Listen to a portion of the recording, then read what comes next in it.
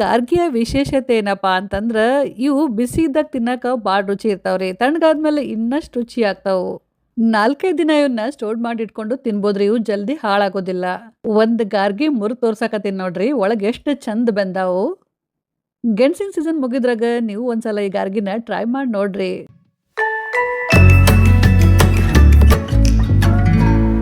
ಶಿವರಾತ್ರಿ ಅಮಾವಾಸ್ಯೆ ದಿನ ಇಲ್ಲ ಅಂತಂದ್ರ ಹೋಳಿ ಹುಣ್ಣಿಮೆಗೆ ಹೆಚ್ಚಾಗಿ ನಮ್ಮ ಕಡೆ ಗೆಣಸಿನ ಹೋಳ್ಗೆ ಇಲ್ಲ ಅಂತಂದ್ರೆ ಗೆಣಸಿನ ಗಾರ್ಗಿ ಮಾಡ್ತೀವಿ. ನಿಮ್ಮ ಕಡೆ ಯಾವ ಹಬ್ಬಕ್ಕೆ ಮಾಡ್ತೀರಿ ಮತ್ತು ಹೆಂಗೆ ಮಾಡ್ತೀರಿ ಅಂತೇಳಿ ಕಮೆಂಟ್ ಮಾಡ್ರಿ.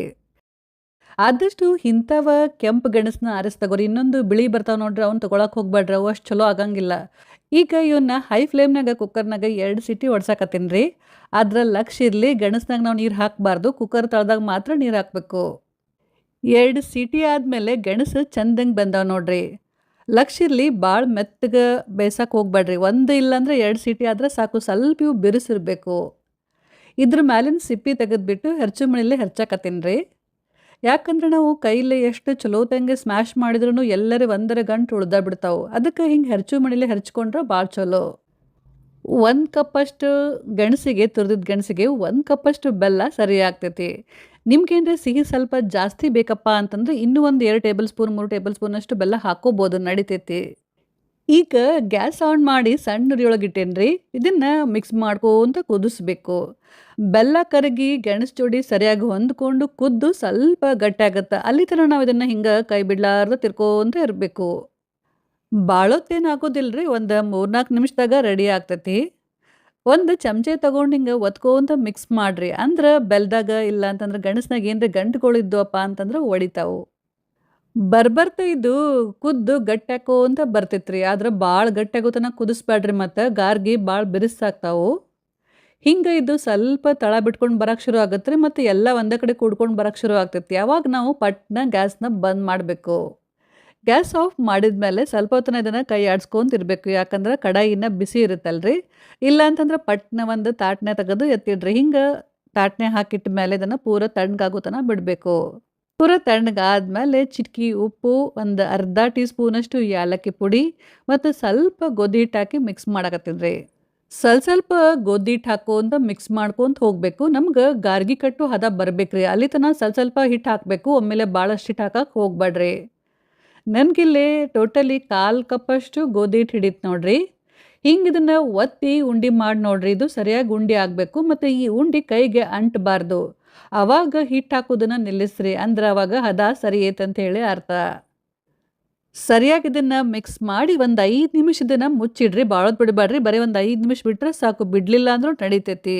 ಒಂದು 5 ನಿಮಿಷ ಆದಮೇಲೆ ಕೈಗೆ ಸ್ವಲ್ಪ ಎಣ್ಣೆ ಹಚ್ಕೋರಿ.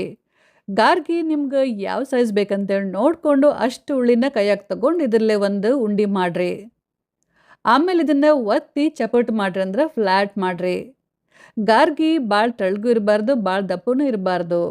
ಇದ್ರ ದಂಡಿನ ಸರಿ ಮಾಡಿರಿ, ಅಂದ್ರೆ ಸೈಡ್ಸ್ಗಳನ್ನ ಸರಿ ಮಾಡ್ಕೋಬೇಕು.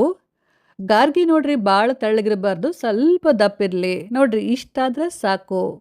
ಈಗ ಇದ್ರ ಮೇಲೆ ಕಸ್ಕಸಿ ಹಚ್ಚಾಕತ್ತೀನಿ ರೀ. ಇದು ಹುರಿದಿಲ್ಲ, ಹಸಿ ಕಸ್ಕಸಿ. ಇಷ್ಟಾದ್ರೆ ನಮ್ಮ ಗಾರ್ಗಿ ರೆಡಿ ಆಯ್ತು ನೋಡ್ರಿ. ಹಿಂಗೆ ನಾನು ಉಳ್ಕಿದ್ದೆಲ್ಲ ಹಿಟ್ಲೆ ಗಾರ್ಗಿ ಮಾಡಿ ಇಟ್ಕೋತೀನಿ. ಈ ಕಡೆ ನಾನು ಒಂದು ಕಬ್ಬಿಣದ ಹಂಚನ್ನ ಬಿಸಿ ಮಾಡಾಕಿಟ್ಟಿದ್ದಾರೆ. ಈಗ ಇದು ಚಲೋತಂಗೆ ಕಾದೈತಿ. ಇದ್ರ ಮೇಲೆ ಎಣ್ಣೆ ಹಾಕಿ ಎಲ್ಲ ಕಡೆ ಸ್ಪ್ರೆಡ್ ಮಾಡಾಕತ್ತೀನಿ ರೀ. ಸ್ವಲ್ಪ ಎಣ್ಣೆ ಜಾಸ್ತಿ ಬೇಕಿದ್ದಕ್ಕೆ. ನಾನು ಗಾರ್ಗಿನ ಶಾಲೋ ಫ್ರೈ ಮಾಡಾಕತ್ತೀನಿ ರೀ. ನೀವು ಬೇಕಂದ್ರೆ ಡೀಪ್ ಫ್ರೈ ಅಂದ್ರೆ ಎಣ್ಣೆಗೂ ಇದನ್ನು ಫ್ರೈ ಮಾಡ್ಕೋಬೋದು. ಒಂದೊಂದು ಗಾರ್ಗಿನ ಇಡಬೇಕು. ಒಂದು ಸಲಕ್ಕೆ ಹಂಚಿನಾಗ ಎಷ್ಟು ಹಿಡಿತಾವಂತೇಳಿ ನೋಡ್ಕೊಂಡು ಇಡ್ರಿ. ತೀರಾ ಜಾಸ್ತಿನೂ ಹಾಕಬೇಡ್ರಿ, ತೀರಾ ಕಮ್ಮಿನೂ ಹಾಕಬೇಡ್ರಿ. ಇದ್ರ ಮೇಲೆ ಎಲ್ಲ ಕಡೆ ಚಲೋತಂಗೆ ಎಣ್ಣೆ ಹಾಕಬೇಕು. ಸಣ್ಣ ಉರಿ ಒಳಗೆ ಇದನ್ನು 1-2 ನಿಮಿಷ ಈ ಕಡೆ ಬೇಯಿಸಿದ ಮೇಲೆ ಸಾವಕಾಶವನ್ನ ಹೊಳ್ಳಿ ಹಾಕ್ರಿ. ಈ ಕಡೆನೂ ಸ್ವಲ್ಪ ಹೊತ್ತನ ಬೇಯಿಸ್ರಿ, ಮತ್ತು ಸ್ವಲ್ಪ ಎಣ್ಣೆ ಹಾಕ್ರಿ. ಗಾರ್ಗಿ 2 ಕಡೆ ಚಲೋತಂಗೆ ಬೇಯಕ್ಕೆ ಸಣ್ಣ ಉರಿ ಒಳಗೆ ಒಂದು 4-5 ನಿಮಿಷ ಟೈಮ್ ಬೇಕಾಗ್ತೈತಿ. ಹಂಗಾಗಿ ಅವಸರ ಮಾಡಕ್ಕೆ ಹೋಗ್ಬೇಡ್ರಿ. ಇಲ್ಲ ಅಂತಂದ್ರೆ ಇವು ಬರೀ ಮ್ಯಾಲಷ್ಟೇ ಬೆಂದಿರ್ತಾವ್ರಿ, ಒಳಗೆ ಹಂಗೆ ಹಸಿನ ಉಳಿತಾವು. ಅವಾಗವಾಗ ಹೊಳ್ಳೆ ಮೆಳ್ಳೆ ತಿರುವಿ ಹಾಕೋಂತ ಬೇಯಿಸ್ರಿ. ಮತ್ತು ಲಕ್ಷ ಇರಲಿ, ಇವು ಭಾಳ ಸೂಕ್ಷ್ಮ ರೀ, ಜಲ್ದಿ ಹೊತ್ತಾವು ನೋಡ್ರಿ. ಅಷ್ಟ್ರಾಗ ನಂದೊಂದು ಗಾರ್ಗಿ ಹೊತ್ತೇ ಬಿಡ್ತು.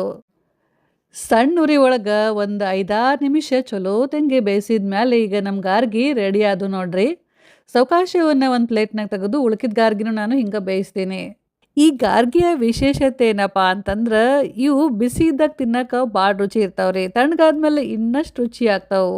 4, 5 ದಿನ ಇವನ್ನ ಸ್ಟೋರ್ ಮಾಡಿ ಇಟ್ಕೊಂಡು ತಿನ್ಬೋದ್ರಿ. ಇವು ಜಲ್ದಿ ಹಾಳಾಗೋದಿಲ್ಲ. ಒಂದ್ ಗಾರ್ಗಿ ಮುರ್ದ್ ತೋರ್ಸಾಕತ್ತೀನಿ ನೋಡ್ರಿ. ಒಳಗ್ ಎಷ್ಟ್ ಚಂದ ಬೆಂದಾವು. ಗೆಣಸಿನ ಸೀಸನ್ ಮುಗಿದ್ರಾಗ ನೀವು ಒಂದ್ಸಲ ಈ ಗಾರ್ಗಿನ ಟ್ರೈ ಮಾಡಿ ನೋಡ್ರಿ.